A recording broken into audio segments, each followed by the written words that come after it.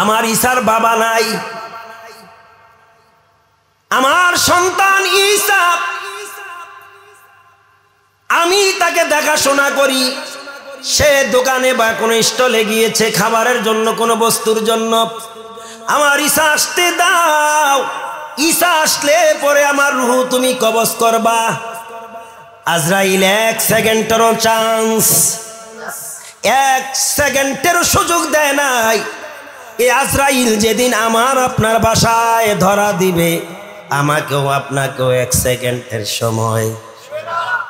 মালাকুল মাউত নবীজির হুজরায় আসলেন। নবীজি ফাতেমাকে অর্ডার করলেন, ফাতেমা আজরাইল এসেছে গো মা, অনুমতি চাচ্ছে, দরওয়াজা খুলে দাও। হযরত ফাতেমা আজরাইলের নাম শুনে ভীতু হয়ে গেলেন। বাবা আজরাইল, আহা! ফাতেমা বুদ্ধিমতী, অনেক জ্ঞানী গুণী ছিলেন। আজরাইল তো বিনা প্রয়োজনে আসার কথা। বাবা কেন গো আজরাইল এসেছে? বলে মা আজরাইল কেন এসেছে তুমি কি বুঝো না? তুমি কি জানো না? একটু পরে তুমি ফাতেমাকে এতিম বানাইয়া দিয়ে যাবে। সাইয়েদেনা ফাতেমাতুজ জাহরা বলেন, বাবা না না, যদি এমনে হয় আজরাইলকে আমাদের হুজরায় ঢুকতে দিব না।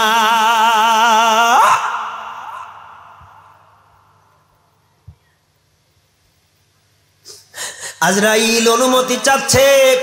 ফাতেমা ডেকে বলেন, কে? বলে আমি মালাকুল মাউত আজরাইল, আপনার বাবার সাথে দেখা করব, সাক্ষাৎ করব। ফাতেমা বলে, আজরাইল রে, আমার বাবা অসুস্থ, আমার বাবার সাথে দেখা করা যাবে না, চলে যাও আজকের মতো। আমার বাবার সাথে দেখা করা, আমার বাবা অসুস্থ, বাবা অসুস্থ, বিছানায় পড়ে আছে রে আজরাইল, আজকে নয় তুমি অন্য দিন এসো। কিন্তু আজরাইল বললেন, ফাতেমা অনুমতি দাও, তোমার বাবার সাথে আমি একটু দেখা করব, সালাম বিনিময় করব। সুবহানাল্লাহ বলেন। এই সুযোগ কি আমাদের জন্য আছে নাকি? এই অফার আমাদের কারোর জন্য হবে? ওগুলো নবী পয়গম্বরদের ক্ষেত্রে। মুসা আলাইহিস সালামের কাছে আসছিল না আজরাইল? কেন আসছিল? রূহ কবজ করার জন্য। কিন্তু একটা বেয়াদবি করেছিল, সালাম দেয় না, একটা থাপ্পড় আজরাইলের চোখ উঠাইয়া ফেলছিল। এটা কোন নবী? জোরে বলেন। আমি আপনার বাবার সাথে দেখা করব, একটু সাক্ষাৎ করব। নবীজির সাথে সাক্ষাৎ করলেন। সালাম আনতে ডেকে ডেকে বলে, হুজুর অনুমতি যদি দেন আল্লাহর হুকুম আমি পালন করব, অনুমতি যদি না দেন আমি ফিরে যাব, চলে যাব। আমার নবী ডেকে বলে, আজরাইল রে, অনুমতি যখন হয়ে গেছে রে, আর বিলম্ব নয়, তুমি আল্লাহর হুকুম পালনে বাধ্য হও, তৈয়ার হও। শুরু হয়ে গেছে। পরিশেষে নবীজির রূহ মুবারক কবজ হয়ে গেছে। হুকুমটা কার? বলেন দেখি। নবী যখন থাকতে পারে নাই, আমাদেরও সম্ভব। তোমার গনা দিন ফুরাইয়া যাবে, গনা দিন ফুরাইয়া যাবে, যৌবনে লাগবে ভাটি, ওই যে দেখো ডাকিতেছে তোমায় কবরের মাটি, ওই যে দেখো ডাকিতেছে তোমায় কবরের মাটি। সন্ধ্যার আগে যেদিন ডুবে গো বেলা, এক পলকে ভেঙ্গে যাবে তোমার রঙেরি মেলা। এয়ার কন্ডিশন গাড়ি, সুন্দরী নারী, ব্যাংকে কোটি কোটি টাকার অ্যামাউন্ট, সন্ধ্যার আগে যেদিন ডুবে গো বেলা, এক পলকে ভেঙ্গে যাবে তোমার রঙেরি মেলা। কার দিবা জোরে ধমক, কার দিবা জোরে ধমক, কার মাথায় ভাঙে বালাঠি, ওই যে দেখো ডাকিতেছে তোমায় কবরের মাটি, ওই যে দেখো ডাকিতেছে তোমায় কবরের মাটি। চলবে চলবে চলবে, খবর পেয়ে আসবে আত্মীয় স্বজন, তোমার চারি পাশে বসে সবাই করিবে ক্রন্দন, সাজাইবে মনের মতন, সাজাইবে মনের মতন, কি সুন্দর পরিপাটি, ওই যে দেখো ডাকিতেছে তোমায় কবরের মাটি, ওই যে দেখো ডাকিতেছে তোমায় কবরের মাটি। যুবক ঘুইরা মরো তুমি যাদেরই পিছে, এত আশা ভালোবাসা পাবে সকলেই মিছে, কোন দিন যেন আইসা পরে, কোন দিন যেন আইসা পরে আজরাইলের হাতের চিঠি, ওই যে দেখো ডাকিতেছে তোমায় কবরের মাটি। 5 শ্রেণীর মানুষের জন্য হাসরের ময়দানে জান্নাত অধীর আগ্রহে অপেক্ষা করবে। বলুন তো কয় শ্রেণীর? আমি হাদিসটা বলছি। قال رسول الله صلى الله عليه وسلم إن الجنة تشتاق إلى 5 نفر: تعالي القرآن، وحافظ اللسان، ومطعم الجيعان، ومقصي العريان، ومن صلى على حبيب الرحمن أو كما قال النبي عليه الصلاة والسلام। 5 শ্রেণীর ইমানদার মুমিন মুত্তাকিনের জন্য ময়দানে মহাশরে জান্নাত অধীর আগ্রহে অপেক্ষা করবে। এরা কখন জান্নাতে অনুপ্রবেশ করবে? আলহামদুলিল্লাহ বলেন। এরা কখন জান্নাতে অনুপ্রবেশ করবে, জান্নাতকে ধন্য করবে, তাদেরকে পেয়ে জান্নাত গর্ববোধ করবে। এর মধ্যে 1 শ্রেণীর মানুষ হলো যারা এই গুণটুকুন দুনিয়া থেকে অর্জন করে হাসরের ময়দানে উদ্ধৃত হবেন। 1 নম্বরের ব্যক্তি হচ্ছেন তারা তালিল কোরআন, যারা আল্লাহর কোরআন তেলাওয়াত করে, তেলাওয়াত শুনে, কোরআন মোতাবেক চলে, কোরআন দিয়া পরিবার গড়ে, সমাজ গড়ে, দেশ গড়ে, জাতি গড়ে।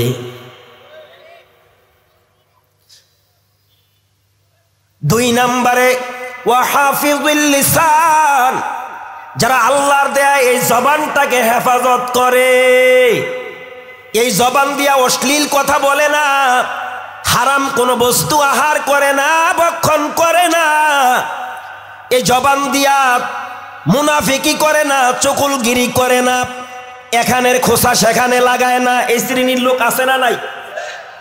এরকম চকুলগিরি করে না, এই জবানের হেফাজত করে, এই জবান দিয়া আল্লাহর জিকির করে, আল্লাহর নবীর উপর দুরূদ শরীফ পাঠ করে, এই জবান দিয়া সদা সর্বদা সত্য কথা বলে, এই জবানকে কন্ট্রোল করে। 3 নম্বরের গুণটা হলো যেই ব্যক্তিরা ক্ষুধার্তকে খাদ্য দান করে, 4 নম্বরের গুণ হলো যারা বস্ত্রহীনকে বস্ত্র দান করে। 5 নম্বরের গুণটা হলো যারা সদা সর্বদা হাবিবে খোদা সরকারে দো আলম নবী মুহাম্মদুর রাসূলুল্লাহ সাল্লাল্লাহু আলাইহি ওয়াসাল্লামের উপর দুরূদ শরীফ পাঠ করে। এত বিশাল আয়োজন, কোনো মূল্য নাই। এত লাইটিং ফাইটিং, এত মাইকিং, এত সম্প্রচার, এত অনলাইনে সম্প্রচার, এত ক্যামেরা, এত বড় স্টেজ, এত বিশাল মেহমানের তালিকা, কোনো লাভ নাই যদি এই মাহফিল থেকে আমরা কিছু উপকৃত হইতে না পারি। কথা বলেন ঠিক কিনা আমার ভাইয়েরা? অত্যন্ত ভারাক্রান্ত মনে বলছি, 30 বছরের ওয়াজের অভিজ্ঞতা থেকে বলছি, জীবনের প্রথম পর্যায়ে যখন আমার মতো এই নিচু ছোট অজ্ঞ অদম কোরআনের মাহফিলে বসতাম, দেখতাম মানুষগুলো স্টেজের কাছাকাছি বসছে, কে কার আগে বসতে পারে তাদের মধ্যে একটা এনার্জি থাকতো। আজকালের আবর্তনে দেখা যায় বাচ্চারা স্টেজের কাছাকাছি বসে, যারা ওয়াজ বোঝে না, আর যারা বোঝে তারা প্যান্ডেলের একেবারে কিনারায় বসে, যাতে প্যান্ডেল থেকে সহজভাবে বাইরে যাইতে পারে। আর কিছু হতভাগা আছে, তারা প্যান্ডেলের ভিতর তো ঢুকেই না। এই মাহফিলকে কেন্দ্র করে যেই বাজার হয়, মেলা জমে, ওই মেলা থেকে যাবার সময় বিস্কুট, চানাচুর, আমিরতি, জিলাপি লইয়া যায়, তাদের নসিবে মাহফিলে আসা জোটে না। আমার লাইফের প্রথম পর্বের কথা বলছি, তখন ছোট্ট ছিলাম, আলোচনা ছিল এলোমেলো। আমার এক ওস্তাদ বলতেন, বাবু ট্রাই করে যাও, চেষ্টা করে যাও, এখন এলোমেলো কথাগুলো ভালো লাগবে, কিন্তু তোমার লাইফে এমন একটা সময় আসবে তখন প্রতিটা কথা বলার আগে গবেষণা করতে হবে, চিন্তা করা লাগবে। কথা বলার ক্ষেত্রে চিন্তা ভাবনা নিয়ে কথা বলতে হবে। যেমন তার উদাহরণ, এখন হাজার হাজার মানুষের সামনে আল্লাহ কথা বলার তৌফিক দিয়েছেন। এটা আমার এবিলিটি নয়, এটা আল্লাহ পাকের দয়া। নারায়ে তাকবীর। মাঝে মধ্যে একটা আওয়াজ দিয়েন না, ভয় আছে? এখন আর পুলিশে অ্যারেস্ট করবে? আলহামদুলিল্লাহ, সুম্মা আলহামদুলিল্লাহ। জমিন কোরআনের জন্য উর্বর করে দিয়েছেন কে? এই গোল্ডেন চান্স আল্লাহ করে দিয়েছেন। এক সময় তো স্টেজ থেকে মাইক কাইরেই নিত, আপনাকেও বেশি দূরে যাওয়ার লাগতো না। এই ডগ আইজ ইন্টারনেটে কিন্তু এটা ভাসতেছে। রাজশাহীর এক ওয়াইজিনের কাছ থেকে স্টেজ থেকে গালি দিয়া, কত বড় কুখ্যাত মানুষ নামের জানোয়ার। আমি বলি নাই, কোরআন বলছে এদেরকে, যাদের সামনে আমার আল্লাহর কোরআনের আলোচনা ভালো লাগে না, আমার আল্লাহর কথাবার্তা ভালো লাগে না, ইসলামের কথাবার্তা ভালো লাগে না, উলাইকা কাল আনআমি বাল হুম আদাল, এরা শুধু জানোয়ার না, এরা কুত্তার চেয়েও খারাপ। আগামী দিন ফতুয়া দিয়ে আনসার হিসাবে বলে গেছে। ফতুয়া কে দিয়েছেন? কোরআন শরীফের সূরা আরাফের 179 নম্বর আয়াত আপনি খুলুন। আপনি তো মোবাইল শরীফ লইয়া শুধু ফেসবুকে টিকটক টুকটাক দেখেন।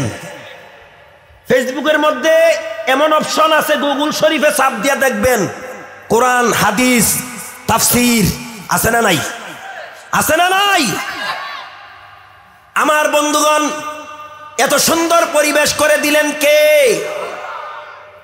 এই পরিবেশ পাইয়া প্রশংসা করব কার? মুমিনেরা যখন প্রশংসা করবে আল্লাহর, তাদের দিলে ভয় পয়দা করে দিবেন তিনি কে?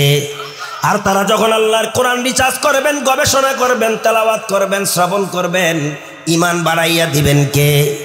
এবার বলেন, মুমিনেরা, ঈমানদারেরা সদা সর্বদা ভরসা করবেন কার উপর? মৃত্যু এটা সত্য না মিথ্যা? এই যে বিশাল বিশাল অট্টালিকা দেখা যায়, এই অট্টালিকার ভিতরে কোথাও থাকা যাবে? কোনো গোপন কক্ষে? হ্যাঁ, তোমার গনা দিন ফুরাইয়া যাবে, গনা দিন ও দুনিয়ার ধাম্বিকেরা কান লাগাইয়া শোনো, দুনিয়া লুবিরা কান লাগাইয়া শোনো। दुनिया के मोहब्बतकारीरा कान लगाया सुनो, हकीकत से तो दुनिया भी खबर है, दुनिया की नुमाइश पर नजर है। चिश्ते दुनिया आज खुदा गाफिल बुदान नेकुमाशो नकराओ फर जिंदजान नमी गुयम के आज दुनिया जुदाबाश बहर कारे के बाशिबा खुदाबाश दुनियादारी नहीं हमको जरूरत, गुलाम अपना बना हमको खुदाया। अल्लाह ताला बोले ना इनामा ताकुनु युदरिकुमुल मौत वलाउ कुंतुम फी बुरुजिम मुशय्यदा। এই মৃত্যুর হাত থেকে যদি কেউ বাঁচতে চায়, রেহাই পেতে চাই, রেহাই পাওয়া যাবে। আল্লাহ বলে না ইনামা তাকুনু, তুমি কোথায় অবস্থান করবে, কোথায় থাকবে, পৃথিবীর যেই প্রান্তে তুমি থাকো না কেন, ইউদিরিকুমুল মাউত, আমার মউতের ফেরেশতা তোমাকে গ্রাস করবে।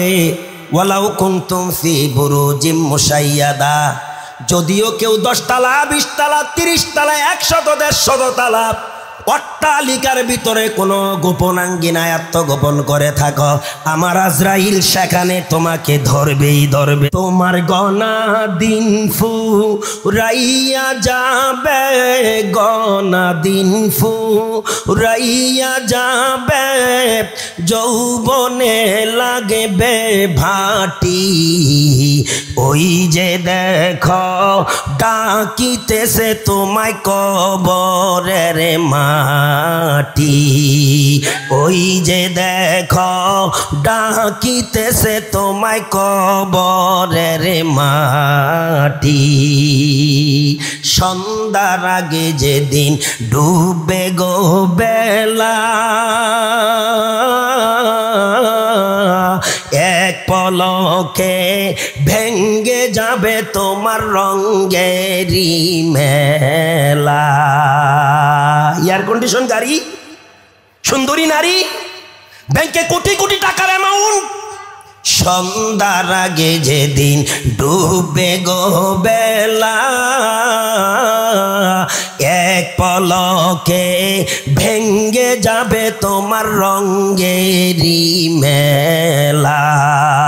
কার দিবা জোরে ধমক, কার দিবা জোরে ধমক, কার মাথায় ভাঙে বালাটি।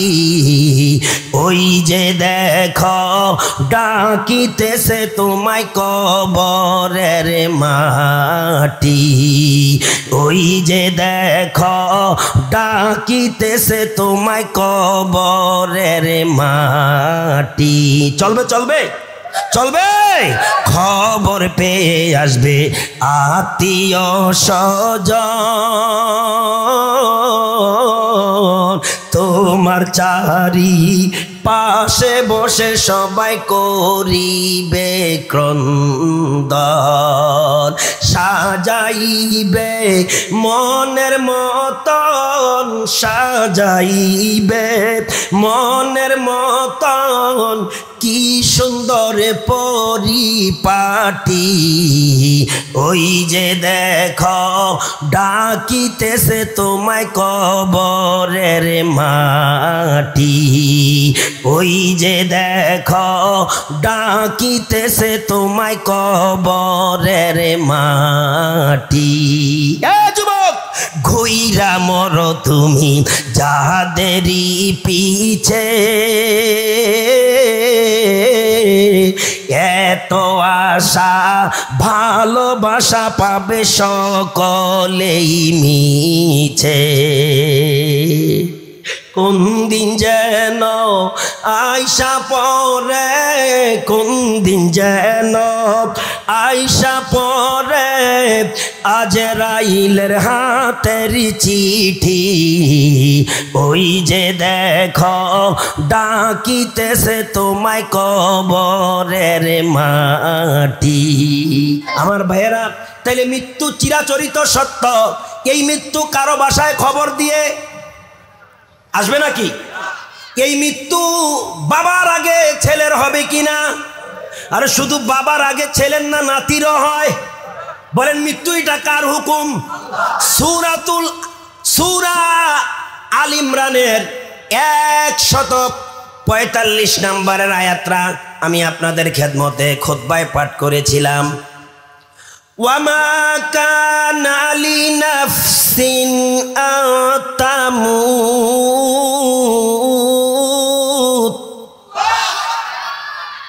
আমার এক মুসল্লি দাঁড়াইয়ে গেছে, সোজা হইয়া বসার মধ্যে দাঁড়ানোর প্রস্তুতি নিছে। দাঁড়াইয়েন না, বসেন। ওয়ামা কানা লিনাফসিন আন তামুতা ইল্লা বিইজনিল্লাহ,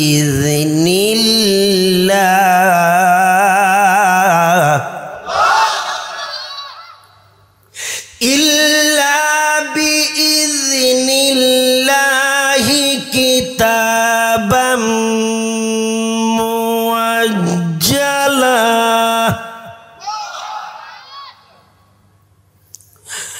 ومن يرد ثواب الدنيا نؤتيه منها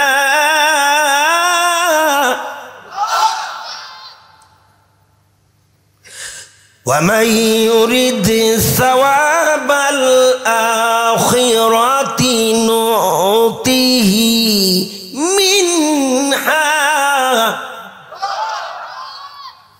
وسنجزي الشاكرين। আমার বন্ধুগণ, আল্লাহর হুকুম ছাড়া কারো মরণ হয় না। মৃত্যু আল্লাহর হুকুম, আল্লাহর হুকুমই মৃত্যু পরোয়ানা জারি হয়। তাই প্রতিটা প্রাণীর মৃত্যুর একটা নির্ধারিত সময় রয়েছে। যখন সেই সময় উপনীত হবে, নির্ধারিত সময়ে তার মরণ হবে। 1 সেকেন্ড আগেও হবে না, পরেও। কথা কয় না? এইটাই হলো মহান রবের বিধান। কোনো সন্দেহ আছে? এবার রেডিয়ার কথা বললেন না। যেই ব্যক্তিরা এই দুনিয়ায় কোনো আমল করে, মতলব যদি হয়, উদ্দেশ্য যদি হয়, এখলাস যদি হয় দুনিয়া পাওয়ার, তাইলে আল্লাহ তার বিনিময় দুনিয়াতে দিবেন। পক্ষান্তরে কেউ যদি কোনো আমল করে, উদ্দেশ্য যদি হয় আখেরাতে লাভবান হওয়ার, তাইলে দুনিয়াও লাভবান হবে, আখেরাতও। সুতরাং মহান রব্বে কাবা বান্দার অধিকার, বান্দার পাওনা তিনি অচিরেই পরিশোধ করবে। আমার ভাইয়েরা, এই মরণের কথা কোরআনের বিভিন্ন সূরায় বিভিন্ন আয়াতে আছে না নাই? এই মরণ এমন এক মরণ, এমন একটা বিষয়, এমন একটা বস্তু, মাসুম বাচ্চাদের সামন থেকে মারে কারিয়া নেয়। একটি সন্তান প্রবাসে থাকে, ইটালি, লন্ডন, আমেরিকা, সাইপ্রাস। ছেলের অপেক্ষা করে না, বাসায় আসবে। ছেলেটা আসলে তার মৃত্যু কবজ করব, রূহ কবজ করব। ছেলের মায়াও নাই, মেয়ের মায়াও নাই, কাহারও মায়া নাই। কারো চোখে পানি দেখলে তার মায়া হয় না। বলেন তার নাম কি? আজরাইল। কি নাম? গত কয়েক জুমা আগে আমার মসজিদে আলোচনা করতে গিয়ে মৃত্যুর প্রসঙ্গে বলেছিলাম, ঈসা নবীর মা। আজকেও আমি মাগরিবের পরে যিনি বয়ান করেছেন, ঈসা রুহিল্লার পর্ব এসেছিল, ছিলেননি আপনারা? ঈসা নবীর মায়ের কাছে যখন আজরাইল এসেছিলেন, ঈসা আলাইহিস সালাতু ওয়াস সালাম তখন ছোট। তিনি খাবারের জন্য বা কোনো বস্তুর জন্য দোকানে বা কোনো স্টলে গিয়েছেন, হুকুম হয়ে গেল আজরাইল মারিয়ামের রূহ কবজ করার। আজরাইল এসে সাক্ষাৎ করলেন, সালাম দিলেন। ঈসা নবীর মা বললেন, আজরাইল রে, তুমি তো জানো বাবা ছাড়া আমার ঈসা দান করছেন কে? ঈসা নবীর বাবার নাম কারো জানা আসেনি? কে দান করছেন? পারেনি আল্লাহ না আগে পারতো? ফাআলুল লিমা ইউরিদ, আল্লাহ যা ইচ্ছা তা করতে। যদি প্রশ্ন করি আদম আলাইহিস সালামের বাবার নাম কি, মা হাওয়ার বাবা কে? আসেনি আপনার কাছে জানা? এ আজরাইল, আমার ঈসার বাবা নাই, আমার সন্তান ঈসা, আমি তাকে দেখাশোনা করি। সে দোকানে বা কোনো স্টলে গিয়েছে খাবারের জন্য, কোনো বস্তুর জন্য। আমার ঈসা আসতে দাও, ঈসা আসলে পরে আমার রূহ তুমি কবজ করবা। আজরাইল এক সেকেন্ডেরও চান্স, এক সেকেন্ডেরও সুযোগ দেয় নাই। এই আজরাইল যেদিন আমার আপনার বাসায় ধরা দিবে, আমাকেও আপনাকেও এক সেকেন্ডের সময়। মালাকুল মাউত নবীজির হুজরায় আসলেন।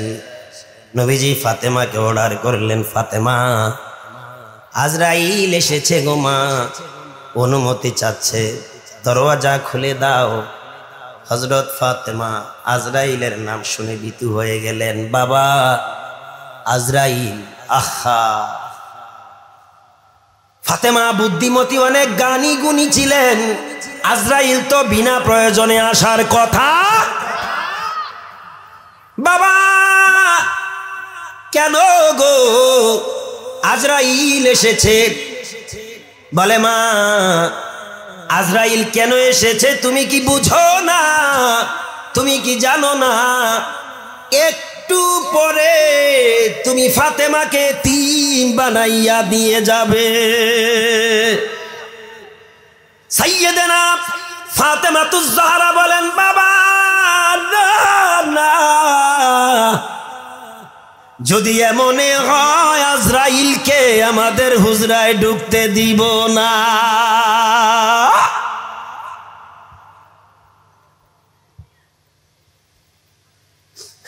আজরাইল অনুমতি চাচ্ছে।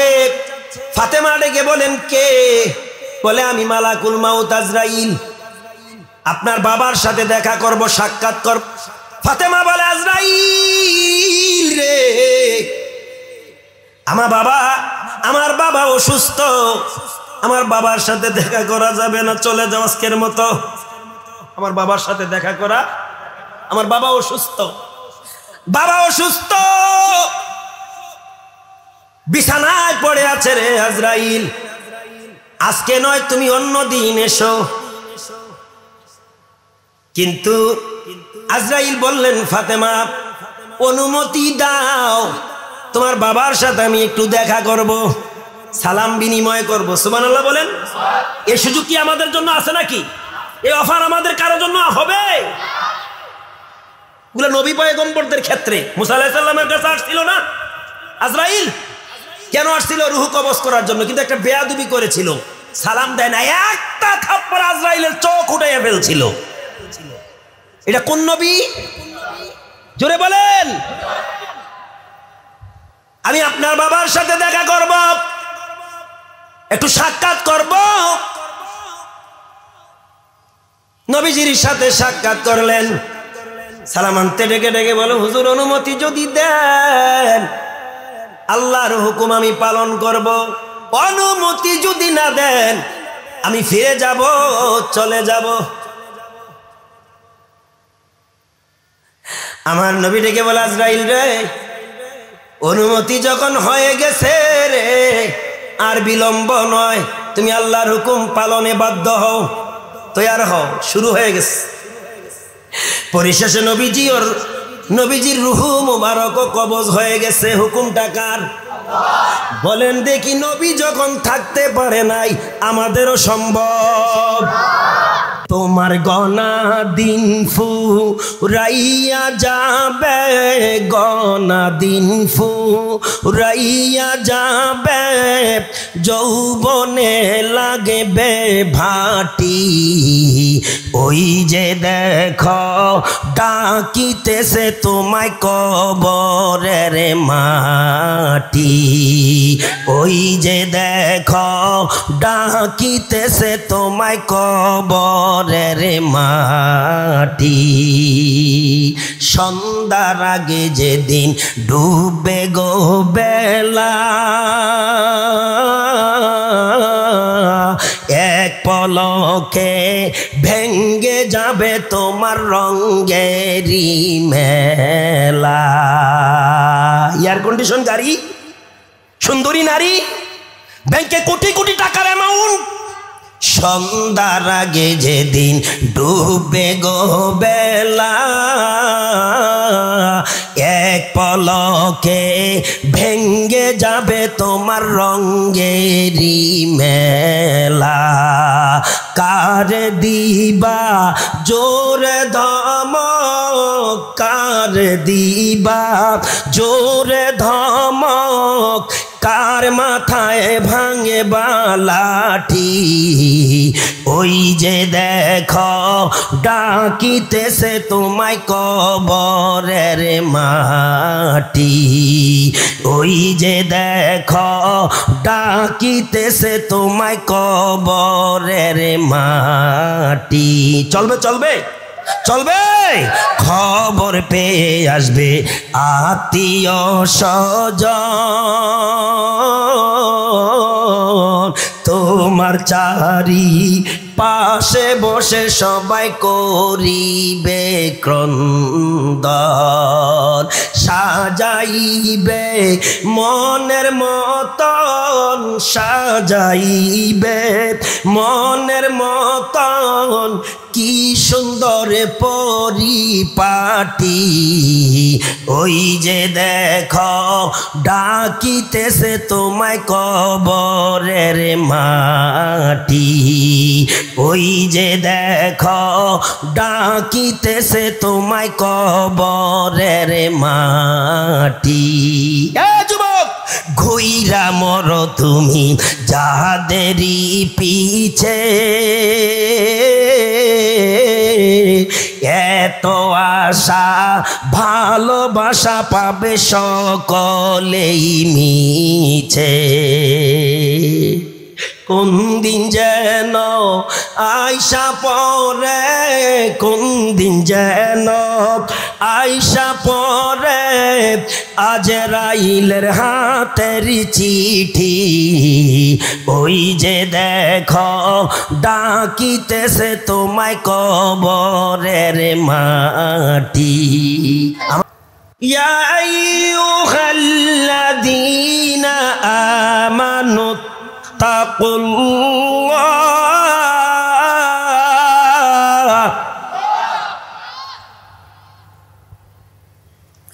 আমানু তাকুল্লাহ হাক্কা তুকাতিহি ওয়ালা তামুতুন্না ইল্লা ওয়া আনতুম মুসলিমুন।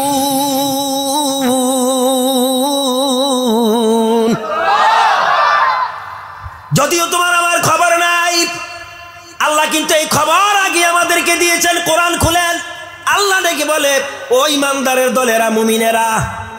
কি সুন্দর করে ডাক দেয়, ইয়া আইয়ুহাল্লাযীনা আমানু, মুমিনেরা, ইমানদারের দলেরা, ইত্তাকিল্লাহ, তোমরা আল্লাহকে ভয় করো।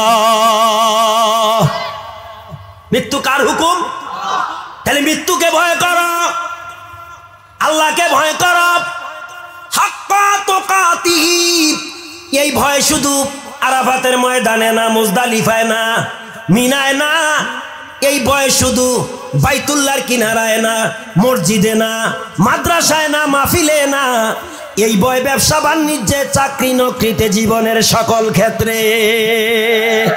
কথা বলেন ঠিক কিনা? এই ভয় যদি সবসময় থাকতো, এত চোর বাংলাদেশে হইতো? এত ডাকাত থাকতো, এত টেন্ডারবাজ, চাঁদাবাজ, দুর্নীতিবাজ বাংলাদেশে হইতো? আল্লাহ বলেন আমানুত্তাকুল্লাহ, তোমরা ওই আল্লাহর ভয় সদা সর্বদা দিলে পয়দা করো, এনি টাইম লাজেম এই ভয় রাখো। ওয়ালা তামুতুন্না, মৃত্যু মুখে কেউ পতিত হইও না, মানে মরিও না। ওয়া আনতুম মুসলিমুন, মৃত্যুর পরিপূর্ণ প্যাসেঞ্জার, যাত্রী না হইয়া মরিও না। আপনি মৃত্যুকে অ্যাবাউট করে চললে লাভ হবে কি? মৃত্যু কিন্তু আপনাকে ফাঁকি দিবে, আপনি মরতেই হবে। যখন হুকুম হয়ে যাবে, আমার বন্ধুগণ, এই মরণ যেদিন হয়ে যাবেন, এই মরণ যেদিন ধরা দিবেন, এই মৃত্যুর স্বাদ যেদিন আপনি পান করবেন, মনে রাখবেন আজকে যাদের মোহাব্বতে আপনি বাড়ি ঘর ছাড়তে পারলেন না, দোকান আছে, দোকানদারিটা নষ্ট হবে। কেউ দোকানের মোহাব্বত আছে না? এই দুনিয়াতে আপনার তিনটা বস্তু আপন, বুঝে থাকলে বলেন কয়টা? জোরে বলেন। এক নম্বরে আপনার ধন সম্পদ, এইটাও আপন। কারণ অনেকের তো ধনেরও গরম আছে, অর্থের গরম আছে না? অর্থের গরমে সভাপতি হয়, অর্থের গরমে হাজী সাহেব হয়, কথা ঠিক না? অর্থের গরমে যা ইচ্ছা তা করে। এই ধন সম্পদ, অর্থ সম্পদ আপনার আপন। দুই নাম্বারের আপন হলো আপনার ছেলে সন্তান, স্ত্রী, পুত্র, ভাই, বেরাদার, বংশধর, আছে কিনা? আমার কথা বুঝেন আপনারা? তিন নাম্বারের আপন হলো আপনার আমল। বুঝে থাকলে বলেন কয়টা আপন? ধন সম্পদ, ছেলে সন্তান সহ আত্মীয় স্বজন, বন্ধু বান্ধব ইত্যাদি। তিন নাম্বারে আপনার আমল। যেদিন মৃত্যুর ফেরেশতা ধরা দিবে, রুহু কবজ হয়ে যাবে, আপনার দেহ থেকে প্রাণবায়ু আউট হয়ে যাওয়ার পর আপনার ধন সম্পদের আপন মাইনাস। একটু ভয় নিয়ে শুনি। পরনের পরহিত কাপড়গুলো খুলে ফেলে দিবে। ও সুকুশির মায়েরা, আমার বোনেরা, স্বর্ণ অলংকার গুলো খুলে রেখে দিবে। ঠিক নি? কিসের পাগলামি, কিসের বাহাদুরি, কিসের মাতবুরি? দুই নাম্বারে আপনজন আপনার ছেলে সন্তান সহ বংশধর, আত্মীয় স্বজন। এরা কবরে শোয়ানো পর্যন্ত, দাফন পর্যন্ত আপনার আপন আছে। কবরে শোয়ানোর পর আর কেউ আছে? কেউ যায়? আমি বারবার ইঙ্গিত করেছি সঙ্গীত পেশ করার সময় ডান দিকে শাহাদাত আঙ্গুল দিয়ে, কারণ বাংলাদেশের অন্যতম বিদ্যাপীঠ দারুন নাজাত কামিল মাদ্রাসার পাশে এলাকার ঐতিহ্যবাহী গোরস্থান, সুকুশির গোরস্থান, ঠিক নি? আপনাকে যখন কাঁধে বহন করিয়া কালিমার জিকির করতে করতে লোকেরা নিয়ে যাবে সেদিকে, বিসমিল্লাহি ওয়া আলা মিল্লাতি রাসূলিল্লাহ বলে আপনাকে শোয়াবে কোথায়? এরপরে কবরের ছাদ তৈরি করা হবে। মানুষগুলো, আপনজনগুলোরা জীবনের শেষ দায়িত্বটা পালন করবে। মিনহা খালাকনাকুম ওয়া ফিহা নুঈদুকুম ওয়া মিনহা নুখরিজুকুম তারাতান। পারেননি এই দোয়াটা? কবরস্থানের কাছে গেলে হুজুর একটু দোয়াটা কইয়া দেন, আর মাতবুরি দেখাইতো জায়গা পায় না। ওখানে দোয়া মুখস্থ করার জায়গা, এই জায়গায় মুখস্থ করার জায়গা। কথা বলেন ঠিক কিনা? পড়েন সবাই। মিনহা খালাকনাকুম ওয়া ফিহা নুঈদুকুম ওয়া মিনহা নুখরিজুকুম তারাতান। তারাতান। এভাবে মানুষগুলো আপনার কবরের ছাদ তৈরি করবে, মাটি দিয়া, সিমেন্ট দিয়া, বালু দিয়া, ইট দিয়া, রড দিয়া নয়, মাটি দিয়া। আমার ভাইয়েরা, কবরের মাটিগুলো সম্পাদন করিয়া শেষবারের মতো একটু দোয়া করবে। দোয়া করার পরে আর আপনজনেরা আর আপন থাকবে না।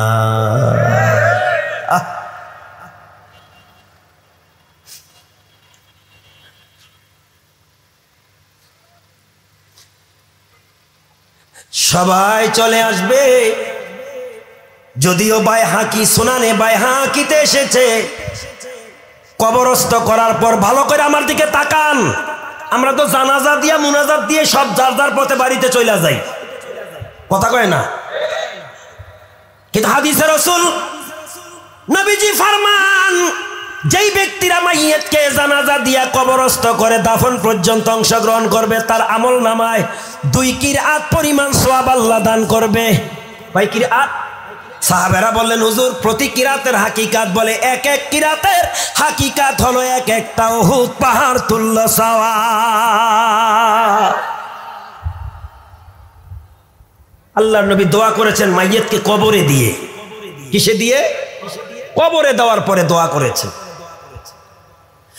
দুনিয়ার মানুষেরা চলে আসবেন না, সুনানে বাইহাকিতে এসেছে মাইয়িতকে কবরে দাফনের পর, মুনাজাত কমপ্লিট করার পর অথবা তার আগে, তার আপনজন প্রিয়জন কেউ যদি ওই মাইয়িতের কবরে দাফন করার পর মাথার পাশে দাঁড়াইয়া এই কুরআনুল কারীমের আয়াতের সবচেয়ে লং সূরা, বড় সূরার নাম কি? সূরাতুল বাকারা। বলেন সূরাতুল বাকারার প্রাথমিক কিছু আয়াত, আলিফ লাম মিম যালিকাল কিতাবু লা রাইবা ফীহি, এই আয়াত থেকে শুরু করে উলাইকা আলা হুদাম মির রাব্বিহিম ওয়া উলাইকা হুমুল মুফলিহুন, এই পর্যন্ত মাথার পাশে তেলাওয়াত করবে। আবার এই সূরার শেষের দিকের আয়াত, আমানার রাসূলু বিমা উনজিলা ইলাইহি মির রাব্বিহি ওয়াল মুমিনুন।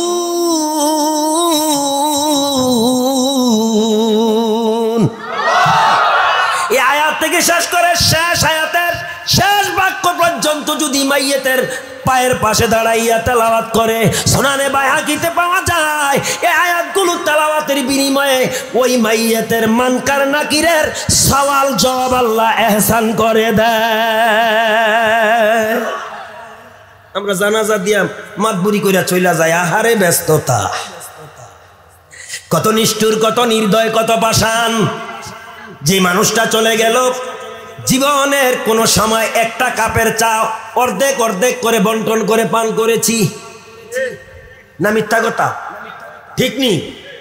সামাজিক কোন অনুষ্ঠান করলে আমাকে আপনাকে সারা লোকটায় খায় না, খাসিটা একা খাইলে পারতো, সবাই নিয়ে খাইছে। কত বড় নির্দয় পাষাণ নিষ্ঠুর হইলে কবরস্থ পর্যন্ত যাওয়া হয় না, আমরা এত নিষ্ঠুর।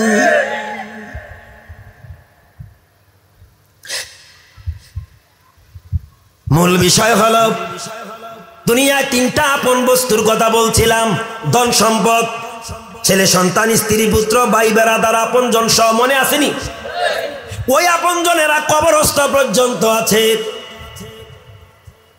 কিন্তু যখন আমাকে আপনাকে কবরে দিয়ে আসবে, একটা আপন বস্তু সে শুধু কবরে না, জান্নাত পর্যন্ত পৌঁছাইয়া দেওয়া, ওই পর্যন্ত অবস্থান করবে।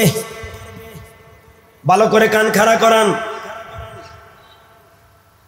কবর থেকে শুরু করে কবর, হাসর, মিজান, সিরাত পার করাইয়া জান্নাত পর্যন্ত পৌঁছানো পর্যন্ত সে আপন বস্তুটা থাকবে।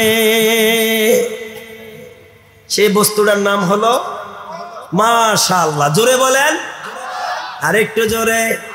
আগার খাহি কেদার জান্নাতে রাসিদি, ইবাদত কোন ইবাদত কোন ইবাদি। যে আমল নামক, ইবাদত নামক বস্তু, যে আপন বস্তুটা আমার পাশে কবরে থাকবে, হাসরে থাকবে, মিজানে থাকবে, সিরাতেও থাকবে, জান্নাত পর্যন্ত পৌঁছানো পর্যন্ত থাকবে, এই বস্তুটা আসলে হাকিকাতান আসল আপন। এইটাই সবচেয়ে আপন। এই আপনের সাথে আমাদের সম্পর্ক আছে আছে এখনো পর্যন্ত মাঠের এই কিনারাটা ভরল না। চেষ্টা তো কম করি নাই, কৌশল তো অবলম্বন কম করি নাই। প্রায় আধা ঘন্টা ভূমিকায় আমি কাটাইছি ময়দানটাকে সুন্দর করার জন্য। আল্লাহ তুমি তো জানো, আর কেউ জানে আর না জানে? কে জানে? আপনাকে ব্যাপারে জানে না? হ্যাঁ, তাহলে শোনেন, ক্বালা রাসূলুল্লাহ সাল্লাল্লাহু আলাইহি ওয়াসাল্লাম ইন্নাল্লাহা তাআলা লা ইয়ানসুরু ইলা সুওয়ারিকুম ওয়া আমওয়ালিকুম ওয়ালাকিন ইয়ানসুরু ইলা কুলুবিকুম ওয়া আমালিকুম। শুনে রাখো শুক্রবাসী, নিশ্চয়ই আল্লাহর পয়গম্বর মুহাম্মদ রাসূলুল্লাহ বলেন, আল্লাহ কারো চেহারার দিকে তাকায় না, কারো ধন সম্পদের দিকে তাকায় না। আল্লাহ বিবেচনা করবে তার আমল এবং তার অন্তর, তার কলব দেখে। দিলের মধ্যে কিসের মোহাব্বত ঢুকাইয়া দিলটারে মাইরা ফেললেন, অন্তরটারে মাইরা ফেললেন, দিলের মধ্যে শয়তানের বাসা বাঁধাইলেন। কি কারণে, কোন কারণে? জীবনটারে তো নষ্ট করে জাহান্নামের পথ প্রশস্ত করে নিলেন। তাহলে সবচেয়ে আপন হলো আমল। জোরে বলেন, কষ্ট হইতেছে আপনাদের? অনেকে তো প্রধান বক্তার অপেক্ষায় আছে, ঠিক না? আমাদের বাংলাদেশের এমন কালচার হয়ে গেছে, মাহফিলের দাওয়াত দিতে বললে কয় ভাইরাল বক্তা দাওয়াত দেন, ভাইরাল। ঠিক নিও? আমি কিন্তু কথা ফালাই আসছি, আমার মনে আছে, কারণ এটা ওয়াইজিনে কেরামদের কালচার। একটা বিষয়ের উপরে কথা বলে, এটা শাখা প্রশাখা সারে মূল আলোচনার উপরে শেষ করে। কথা কোন ঠিক কিনা? ওই যে ওই সময় দুনাইল্লাবাতি, হেজেক লাইট, হারিকেন দিয়া ছিরাবারা প্যান্ডেলে ওয়াজ করছি, ওইগুলা সুন্দর ছিল না, কিন্তু মানুষের এখলাস ছিল সুন্দর। এখন তো ওয়াজ আমগো বাসায় যায় না, ওয়াজ মাঝপথে আটকাইয়া থাকে। এই জন্য উদাহরণ দিতে বলি, গ্রাম অঞ্চলে এক দাদা ঘন ঘন মাহফিলে যায়, কইতামনি কথাটা কইয়ে লাইছি, তো প্রতিদিন ওয়াজে যায়, এটা তার অভ্যাস। এটা ভালো অভ্যাস না খারাপ অভ্যাস? এত গান শুনতে যায় না, কারণ বাংলাদেশের বুড়ারা গানও শুনে। কথা কয় না কার? এরকম কিছু বুড়া আসেনি, শুধু গান শুনে না, আকিস বিড়ির প্যাকেটটাও লইয়া যায়।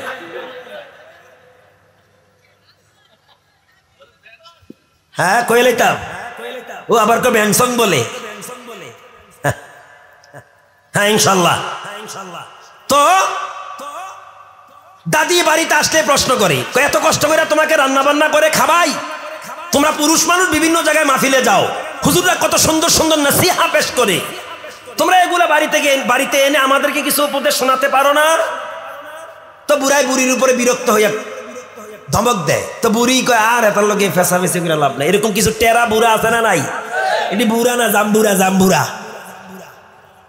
যে জায়গায় হাদিসে আসছে, কোন স্বামী যদি তার স্ত্রীকে একটা মাসালা শিক্ষা দেয়, একটা উপদেশ শিক্ষা দেয়, তার আমল নামায় 70 বৎসরের নফল ইবাদতের সওয়াব আল্লাহ দিয়ে দেয়। জোরে বলেন সুবহানাল্লাহ। একদিন ঠিক ওয়াজ মাহফিলে যাওয়ার জন্য জোহরের পর থেকে বুড়িরে ধমকাচ্ছে, বুড়ি রান্না কর, আজকে মাহফিল আছে, আজকের মাহফিল নদীর ওই পার। তো বুড়ি আবার নাতিরে তৈরি করছে 10টা টাকা দিয়া, আবার তুই দাদা মার্কা হইস না, কিছু ওয়াজ বাড়িতে আনিস। নাতি 10 টাকা পাইয়া যা খুশি। ওয়াজ মাহফিলে রওনা হয়েছে, আমি পল্লী অঞ্চলের কথা বলছি। তো যাবার পথে বিল পার হইয়া, বিলের মাঝখানে খাল, তো খালের মধ্যে নৌকাও নাই, সাঁকুও নাই। তো নাতি বলতেছে, দাদা ভাই মাহফিলে তো আসলাম শখ করে, এখন কিভাবে যাই? কয় আমি যেভাবে তুমিও সেভাবে। তো দাদা ড্রাইভার, নাতি হইছে হেল্পার। এখন খাল পার হচ্ছে, মনে রাখেন সাঁকুও নাই, নৌকা বা সামান কিছু, ওঠাই পানি, খাল পার হয়ে গেছে দাদা নাতি, কারো কিন্তু লঙ্গি বা তখন ভিজে নাই। আল্লাহ জানে লঙ্গি কোন জায়গায় গেছে, আপনারা জানেননি, কিছু অনুভব করা যায়নি। তো মাহফিলে যাইয়া মাশাআল্লাহ অভ্যাস আমার ভালো ছিল, একবারে সামনে বসছে স্টেজের কাছে। তো হুজুর ওয়াজ করতেছে, পুরুষের দাইনি ফরজ 3টা, মহিলাদের দাইনি ফরজ 5টা। বলেন, পুরুষের দাইনি ফরজ ইমানের হালতে থাকা, সব সময়, এনি টাইম, লাজেম। এমন কাজ, এমন কর্ম, এমন আমল এমন ভাবে চলা যাবে না, ইমান চলে যায়, জীবন যাবে, ইমান যাইতে পারবে না। এটা দাইমি, লাজেম, এনি টাইম। 2 নম্বরে হাঁটুর নিচ থেকে নাভি পর্যন্ত ঢেকে রাখা 70 টাকা। সীমানা বা বর্ডার অতিক্রম করবে, ফরজ তরফ হবে, ঈমান মাইনাস হয়ে যাবে। 3 নম্বরে নিজস্ব অধীনস্থ যারা আছে, ছেলে মেয়ে বউ স্ত্রী পুত্র, সবাইকে পর্দা রক্ষা করে চলা। নাতি বলে ওয়াজ, এই 3টেই তো যথেষ্ট। আখিরি মুনাজাতের বাদে নাতি আর দাদা রওনা হয়ে গেছে, প্রতিমধ্যে আইসা আবার খালফার। এবার নাতি বলতেছে, দাদা এবার কিভাবে? আগের ভাবে এই যেই কাজ ফোলা দিয়া সম্ভব না, এটা নাতি দিয়া করে কে? যেই কাজ দাদা নানা করতে পারে না, এটা নাতিরি দিয়া করাইতে পারে কে? দাদার ওয়াজ মনে থাকে না, নাতির অবস্থা দেখেন। খালফার আইসা বলে, দাদা এখন কিভাবে? কয় আগের ভাবে। নাতির চেহারা মলিন হয়ে গেছে, লাল হয়ে গেছে। কয় কি রে? কয় হ্যাঁ। কয় তাহলে ঠিক আছে, দাদা আগে। দাদা আস্তে আস্তে খাল পার নামছে। খালের পার যেতে যেতে যখন পানির মধ্যে পা ভিজে গেছে আর পানির আস্তে আস্তে বৃদ্ধি পাচ্ছে, দাদাও আস্তে আস্তে লুঙ্গি উঠাতে আরম্ভ করেছে, স্টার্ট করছে। যখন বর্ডার অতিক্রম করার জন্য চেষ্টা করতেছে, অমনি ভাবে অবজেকশন, দাদা হুজুর না বললো সীমানা তরক করলে কবিরা গুনাহ, ঈমান মাইনাস। হাঁটুর নিচ থেকে নাভি পর্যন্ত পুরুষের ঢেকে রাখা দাইনি, ফরজ লাজেম। তুমি যে লুঙ্গি তোলার জন্য স্টার্ট দিছ, কাহারে তোর দাদি তো বিরক্ত করে বাড়িতে গেলে তুই দি রাস্তাতে শুরু করছ। তো দাদি যে বাড়িতে গেলে বলে ওয়াজ আমি বাড়িতে শোনাইতাম, বাড়িতে তো আমার ওয়াজ যায় না, আমার ওয়াজ এই খালপার পর্যন্তই শেষ। এই অবস্থা এখন আমাদের মধ্যে কিছু লোকের মাঝে আছে। ওয়াজ প্যান্ডেলের বাইরে যায় না, এটা প্যান্ডেলের ভিতরেই থাকে। এরকম যেন না হয়, আল্লাহ আমাদেরকে হেদায়াত করুন, বলেন আমিন। আরো জোরে বলেন। আমার বন্ধুগণ, দুনিয়ার ধন সম্পদ, আপনজন প্রিয়জন সবাই দুর্বৃত্ত হয়ে যাবে, সরে পড়বে, কিন্তু আপনার আমল এটা আপনাকে ছেড়ে আসবে না। কবর থেকে আপনাকে পাহারাদারি শুরু করবে। তাইলে এই মুহূর্তে একটা হাদিস সময় উপযোগী, সবাই আমার দিকে তাকান, সবাই আমার দিকে তাকান। قال رسول الله صلى الله عليه وسلم إذا أُدِيَ الْمَيِّتُ في قبره جاء القرآن عند رأسه الصلاة عن يمينه والصيام عن شماله وسائر الحسنة عند رجليه أو كما قال النبي عليه الصلاة والسلام।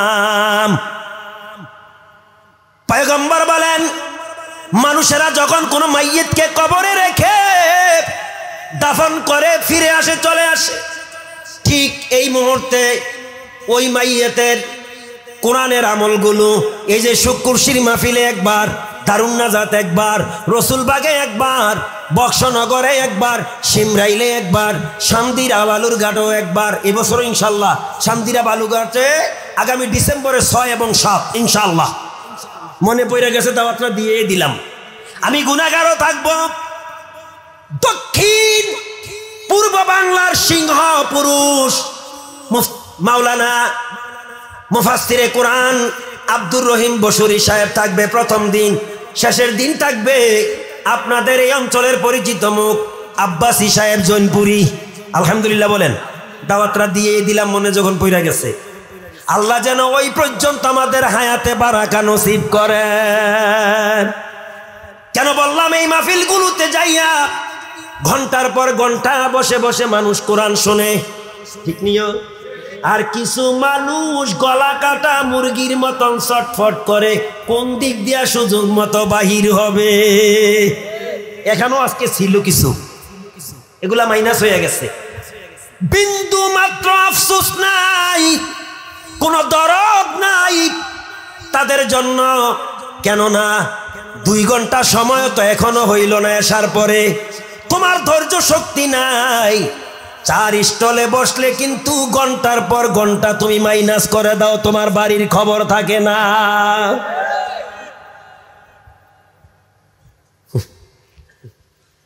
বিন্দু মাত্র দরদ নাই তাদের জন্য। আল্লাহ হেদায়েত দান করুন। এই যে ঘন্টার পর ঘন্টা রাতের গভীর পর্যন্ত বসে বসে আল্লাহর কোরআন শ্রবণ করেন, উলামায়ে কেরামের দিকে তাকাইয়া থেকে লং টাইম পর্যন্ত কোরআন শুনেন, ফজরের পর কোরআন তেলাওয়াত করেন সূরা ইয়াসিন, আসেনি ভাই? এশার পরে সূরা মুলুক পড়েন, মাগরিবের পর ওয়াকিয়া পড়েন, আসরের পর নাবা পড়েন, ছেলে মেয়েদেরকে কোরআনের মহাব্বতে কোরআন পড়ান, কোরআনের জন্য কাউকে ভালোবাসেন, বাসেন না?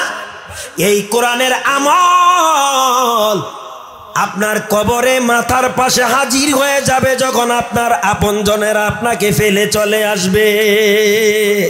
সুবহানাল্লাহ বলেন। আপনারা তো এত মানুষ হইয়া সুবহানাল্লাহ বলতেছেন না, বুদ্ধিটা কি আমারে ঠকাইয়া দিবেন সুবহানাল্লাহ না বইলা? একটু জোরে কোন সুবহানাল্লাহ, আর একটু আস্তে। মাশাআল্লাহ, মাশাআল্লাহ কইমা গেছে শক্তি। আপনাকে সুবহানাল্লাহর আওয়াজ আমি মাশাআল্লাহ বললাম। আমরা তো মাশাআল্লাহ মাশাআল্লাহ আজাগাত কুজাগাত বলি। মাশাআল্লাহ বলতে হবে ভালো কিছু দেখলে, ভালো খবর শুনলে। হ্যাঁ, আমরা তো কারো গাছের পেঁপে দেখলে বড় বড় কই মাগো মা কি পেঁপে, কি বড় বড় ডাব ইত্যাদি বলি না? না, এগুলো দেখলে বলতে হবে এ জোরে কোন কি বলতে হবে, আর একটু জোরে। আপনাকে সুবহানাল্লাহর আওয়াজ শুনে মাশাআল্লাহ বললাম, আর আপনি একবার সাইলেন্ট হয়ে গেলেন। আমার ভাইয়েরা, দুনিয়ার আপনজন চলে আসবে। ওই যে বলছিলাম আপনার সবচেয়ে আপন আপনার আমল, আমলের মধ্যে প্রকারভেদ আছে, এর মধ্যে কোরআনের আমল আছে না নাই? আরো জোরে বলেন আছে না নাই? যুবকেরা কই রে, ও কিশোরেরা, ও কিশোর যুবকের বাবারা মায়েরা কান লাগাইয়া শোনো, টিভির পর্দায় বৈশা সময় কাটাও, বিভিন্ন আড্ডাখানায় সময় কাটাও, কোরআনের মাহফিলে বসো না, কোরআন শুনতে মন চায় না। এই কোরআনের আমলগুলো আপনার মাথার পাশে কবরে হাজির হয়ে যাবে। জাল কোরআনু ইনদা রাসিহি, রাসূল শব্দের অর্থ মাথা। যা চলে আসবে কোরআন, কোরআনের আমল মাথার পাশে। একটু কি আলহামদুলিল্লাহ বলা যায়? 2 নম্বরে আসসালাতু আন ইয়ামিনিহি, আপনার নামাজের আমল ফরজ নামাজ, 5 ওয়াক্ত নামাজ। এই নামাজের আমল যদি দুনিয়াতে নামাজ প্রতিষ্ঠা করে থাকেন, নামাজি হয়ে থাকেন, এই নামাজের আমল আপনার কবরের ডাইন পাশে হাজির হয়ে যাবে।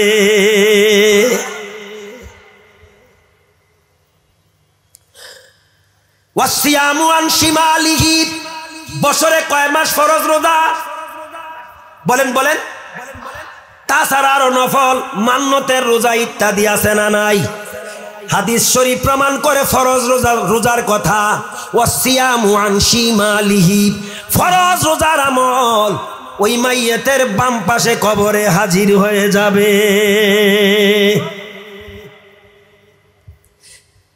অবশিষ্ট রয়ে গেছে পায়ের দিক। না, পায়ের দিকও শূন্য থাকবে না। জিন্দিগির যত নফল ইবাদতের সওয়াব আছে, যেমন উমরা, যেমন দান খয়রাত, যেমন বিভিন্ন হেবা, এই সকল নফল মুস্তাহাব সওয়াবের আমল আপনার আমার কবরে ওই মাইয়েতের পায়ের পাশে হাজির হয়ে যাবে।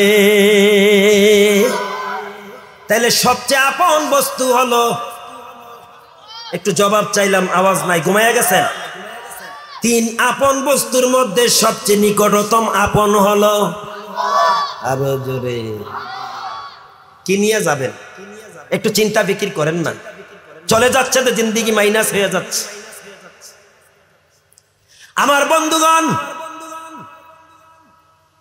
নামাজ পড়ার জন্য উল্লেখযোগ্য জায়গা হলো মসজিদ, ঠিক নেই? দুনিয়ার স্বাভাবিক জায়গায় নামাজ পড়লে নামাজ হবে, তবে সওয়াবের তারতম্য আছে, আছে না নাই? এই জায়গায় নামাজ হবে, বালুর মাঠে নামাজ হবে, উজু রাদার উজু দাস্তান উজু কোন মুসল্লারা জামিন দাস্তান নামাজ কোন।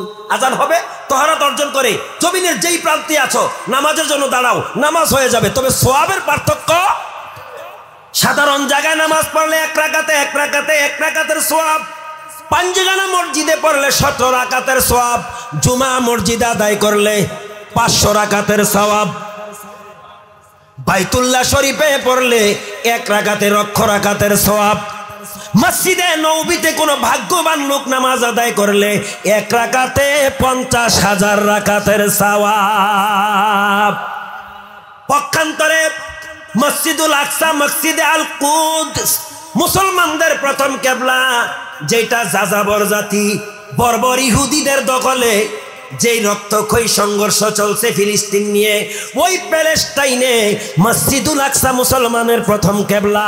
সেখানে 1 রাকাত নামাজ আদায় করলে মুসলমান ইমানদারেরা প্রতি রাকাতের বিনিময়ে 50,000 রাকাতের সওয়াব দিবেন কে? সবার তো নসিবে নাই বাইতুল্লাহ শরীফে নামাজ পড়া, সবার কিসমতে জুটবে না মসজিদে নববীতে নামাজ পড়া।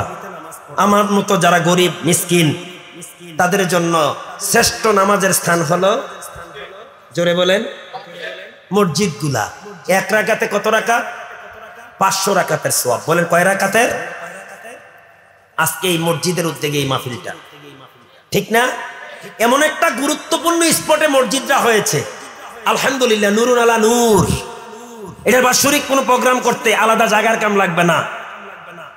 প্লাস হলো এই ঈদগাহ, একটা চমৎকার জায়গা নয়? বাংলাদেশে কোনো কোনো মাহফিল তো মসজিদের ভিতরেও হয়। মাহফিলের মজা, মাহফিলের স্বাদ, আনন্দ উপভোগ ময়দানে, মসজিদে না। যেমন ঈদের নামাজের আনন্দ হলো ঈদগাহে, মসজিদেও ঈদের নামাজ হয়, তবে সুন্নতের বরখেলাফ হয়। ঈদগাহে নামাজ পড়া সুন্নতে রাসূল, রাসূলের সুন্নত, এবং আনন্দও আলাদা। প্রিয় ভাইরা, এত চমৎকার মসজিদ একেবারে রাস্তার সংলগ্নে, যে মসজিদের জায়গা দিলেন জানি না ওই লোকটার নাম কি, নাজিমউদ্দিন সাহেব। ভাগ্যবতী মায়ের ভাগ্যবান বাবার ভাগ্যবান সন্তান। এখানে এক কাঠা জায়গার দাম প্রায় 30 লক্ষ, 35 লক্ষ, 40 লক্ষ টাকা। আমি খবর নিয়েছি, খবর নেওয়ার আগে অনুভব